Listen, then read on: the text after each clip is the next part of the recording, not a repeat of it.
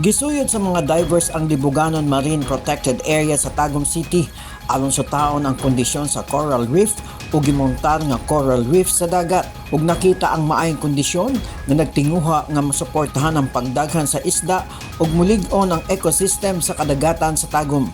Gisuyod sab nila ang kadagatan sa Barangay Busaon. Ang seascape mapping o validation dive kabahin sa Blue Mosaic Project o SABO sa Special Project for Innovation sa lokal nga gobyerno sa Tagum nga nagtumong sa pagpalig-on sa aksyon o proteksyon sa kinaiyahan. Gipangunahan sa LGU Tagum ang importanteng lakang alang sa kinaiyahan kauban ng Interface Development Interventions for Sustainability kung IDIS, Iho Trinity Project, Philippine Coast Guard o Bureau of Fire Protection Tagum. Gani nasuta sa validation ang daghang corals nga nagtubo ilabi na sa gimontar nga artificial coral reef. Nagpakita sab og himsog nga kadagatan ang presensya sa mga isda sama sa clownfish. Ang inisyatiba nagpakita sa lig-on nga kooperasyon sa lain-laing sektor nga nagpakabana sa kinaiyahan nga naghatag og proteksyon alang sa sunod nga henerasyon.